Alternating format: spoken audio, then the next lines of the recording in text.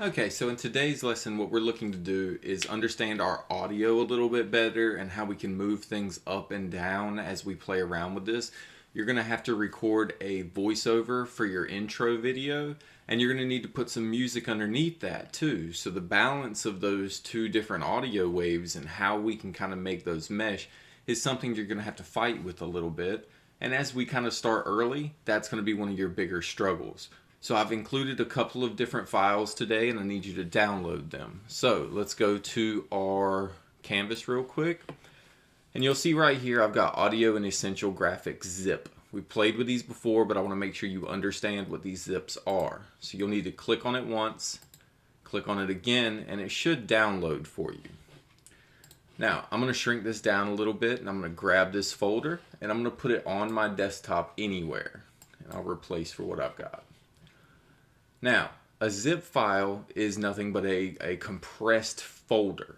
Currently, you're not going to be able to access this, and if you try to drag this one into Premiere, it's not going to work. You'll need to double click on it first, and that'll open up a folder for you with the two files in it. Now, once you've double clicked on it to open it and you see these two files, you can drag these into Premiere. Now, a couple of things about Premiere. If it pops up and it says it has an issue, just hit continue with known issue, not a problem. So we'll need to create a new project here, making sure that we've done all the basics here. So first, name this audio. And under location, you'll want to browse. And on my desktop, I should now have a folder called Audio and Essential Graphics. Select that folder. Now remember, as we're going here and you've gotten credit for your different assignments, make sure you're deleting these folders because they will start to eat up space on your computer. Everything else should be the same. Check your scratch disks and just make sure they're going to the same as project. They always should, but occasionally they will mess up. If you've got that, hit OK. So you'll see up here system issues found. That's that problem. Occasionally you'll see things like that in Premiere. Just kind of roll with it. Don't worry about it too much. We could spend all day trying to fix everybody's little problems, but I don't want to do that.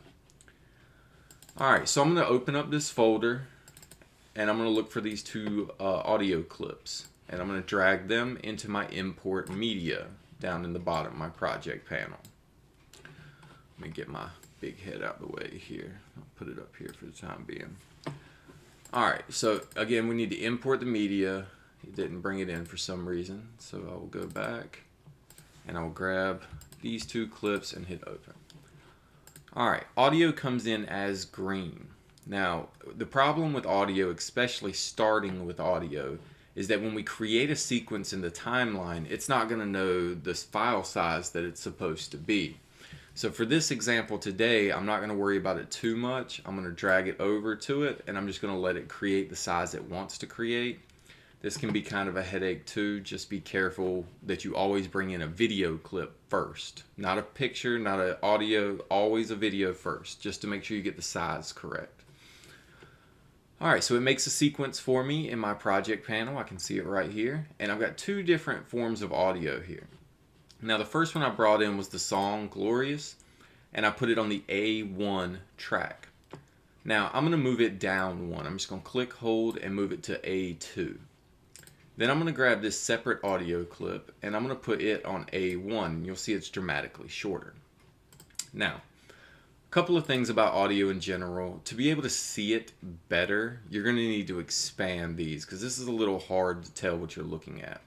So right here, I'll hit this little wrench and I'll look up here to where it says expand all tracks, and that'll make it a little larger for me to play with. And if I hit the plus symbol on my keyboard, it'll zoom in so I can see it a little bit better. Okay. Now if I play this, I'm going to stop talking for a second and play this. You're going to notice there's a big jumble that happens here. Okay. So listen for a second.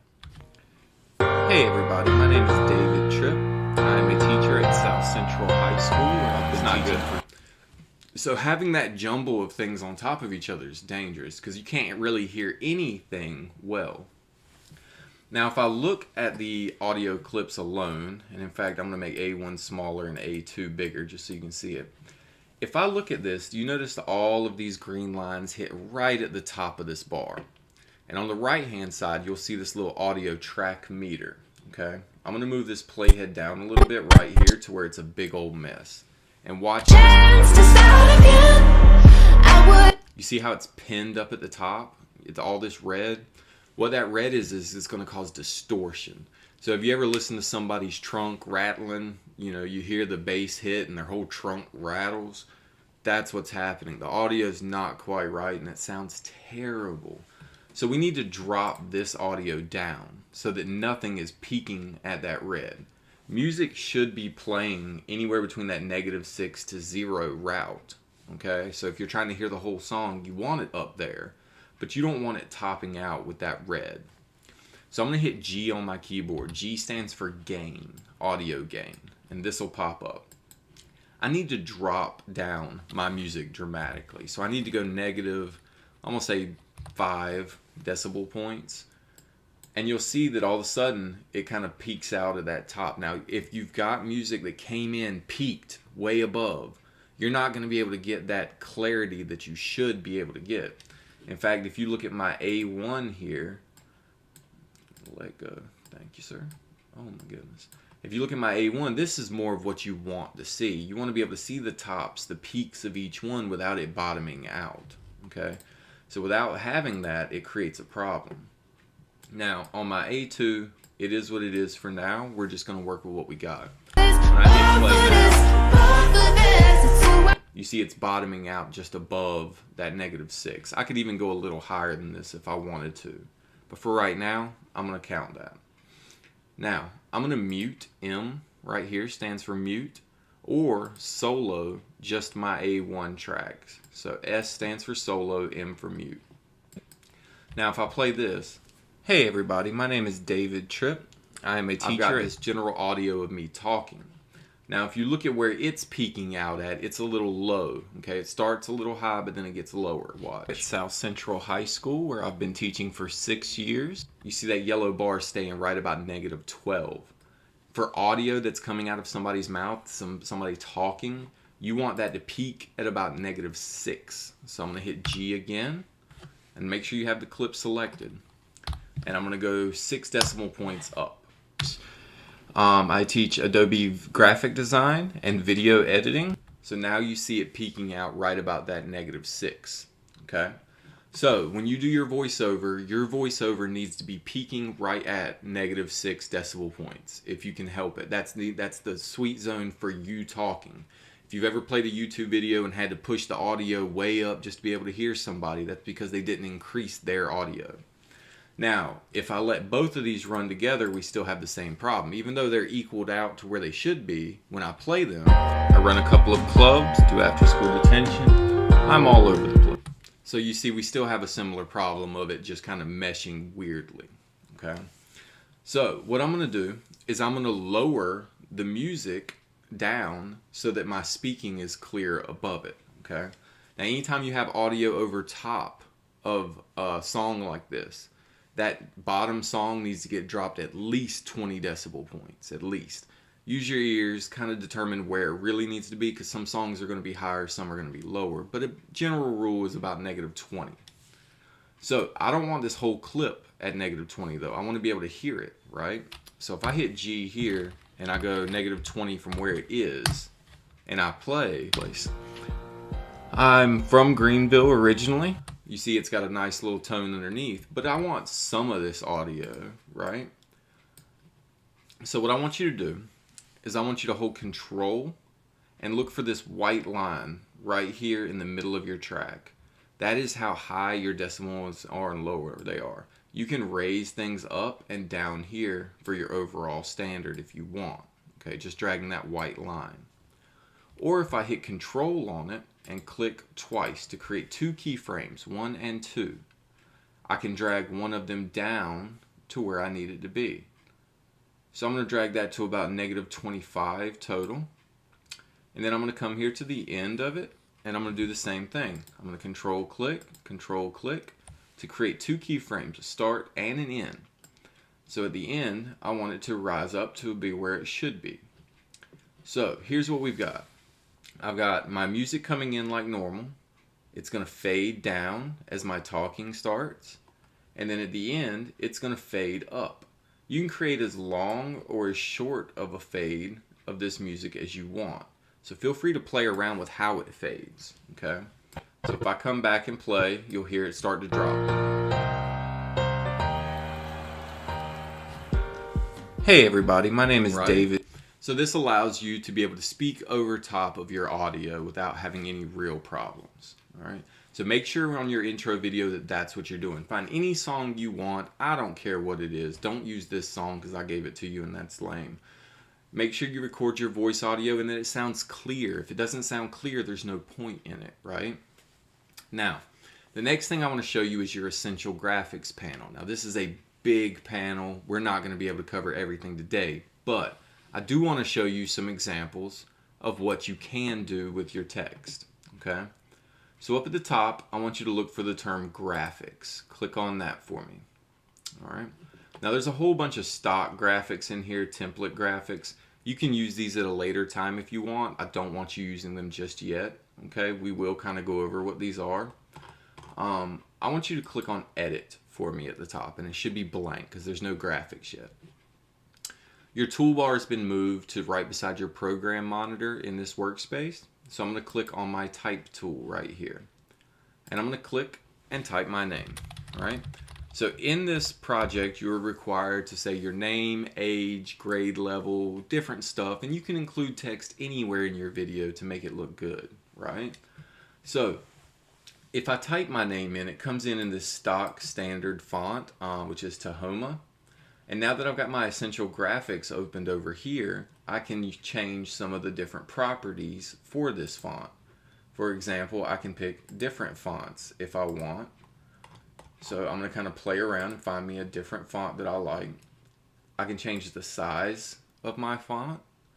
I can change the color of my font. If I want it to be red, there's red. If I want it to have a stroke or a background or a shadow to that text, I can do that. Different options are all here. You've still got your kerning, your tracking, your leading that you had in Photoshop, Illustrator, and InDesign. You've got your all bold if you want it, and you've got alignment options, okay? Including this one right here, which aligns it dead center to the frame, which is a good one to look at. Now, the trick here is that you can have multiple things in a single graphic. So right here in my timeline on V1, I have a graphic that shows my name. Okay, when I move my playhead past it, my name disappears. But I can add extra graphics right here. So if I click on New underneath my name, Text, I've got a new text layer. So South Central. And I can move that down so that that's part of that general graphic. Okay. Now there's ways to do effects on each one of these, and we'll go into those over time. But this is a neat way to just kind of add different things to your setup. Different fonts, different lines, different colors, different alignments. Don't feel like you have to be centered. You can put your name up here, South Central a little different, put your grade, your age. I want you to play around with this. Now, if you go to dafont.com, which I'll include a link in today's classroom, you can download all kinds of fonts that you can use in these programs. Premiere is a little picky. There are some fonts that you'll download that won't show up in this list right here, okay? So if it doesn't show up, it is what it is. Go find another font, okay? There's a million of them out there. Don't get stuck on one. Before you turn this lesson in today, what I want to see are these drops in audio on the music. I want to see that my audio right here has been peaked and is peaking out at -6. You'll be able to see it in that timeline. And I want you to create 3 separate graphics. I want one to include your name. I want another one, and I'll grab this type tool to click and type, to be your title or your grade level. And then I want another one a little further down that says your age. Well, that sucks. Alright, so that when you play through here, it blinks off and shows those different setups. Okay, this is just showing you a little bit. Remember, we're doing all these little things, and I'm hoping it all comes into your head when we get to that intro video, right? We're going to play around with it, and I want you to include these different things in your intro video so that you have an overall functioning feature, okay? I would recommend bringing in a video clip first to start your sequence, and then putting your music at the bottom. You'll want to kind of cut your film to match your music. You always kind of want to keep your audio in there first, and then match your cuts and clips to that music. So when it says different things, you can line up, right? So right there, I like that spot. I'll include my name right there. I'll move in, and in fact, I can pump this up and I can see my audio where it clips, right? So I'll push this down, and then I'll move this clip to match. Where's your back here? So that when it matches up to the beat.